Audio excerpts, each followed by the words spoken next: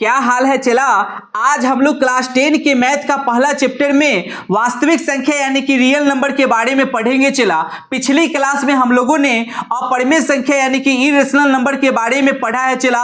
बहुत ही बारीकी से हर एक बात को जाना है चला। उससे पिछली क्लास में हम लोगों ने परिमेय संख्या यानी कि रेशनल नंबर के बारे में हर एक बात को बहुत ही बारीकी से डिटेल से पढ़ा है चला।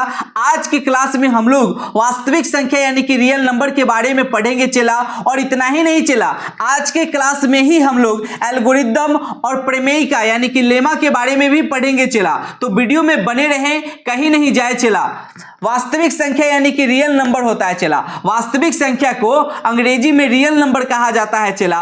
परिमेय संख्या तथा अपरिमेय संख्या के समूह को ही वास्तविक संख्या कहा जाता है चला। इसके अंदर दोनों तरह के संख्या शामिल रहता है चला, परिमेय भी और अपरिमेय भी। आप देख सकते हैं वास्तविक संख्या में परिमेय वाला संख्या भी और अपरिमेय वाला भी संख्या भी, दोनों तरह के संख्या शामिल रहता है। किसी को कोई डाउट है क्या यहां तक समझने में? डाउट नहीं है चला, तो आगे बढ़ेंगे।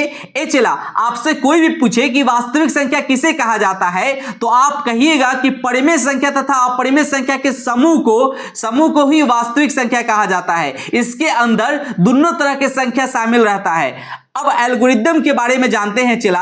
एल्गोरिदम जो होता है चला एक विशेष प्रकार की समस्या का हल करने की प्रक्रिया यानी कि चरणबद्ध प्रोसेस होता है, जिसको एल्गोरिदम कहा जाता है चला। वहीं पे लेमा जो होता है चला एक विशेष प्रकार का सिद्ध कथन होता है, जिसकी सहायता से दूसरे प्रकार का कथन को सिद्ध किया जाता है चला। इसे प्रमेयिका भी कहा जाता है। किसी को कोई डाउट है यहां तक समझने में? डाउट नहीं है चला, तो अगली क्लास में हम लोग भाजकत्व के बारे में पढ़ेंगे यानी कि डिविजिबिलिटी के बारे में पढ़ेंगे बहुत ही बारीकी से डिटेल से चला। तो आज की सेवा यहीं पे समाप्त करते हैं, मिलते हैं अगले वीडियो में। तब तक के लिए टेक केयर, बाय बाय।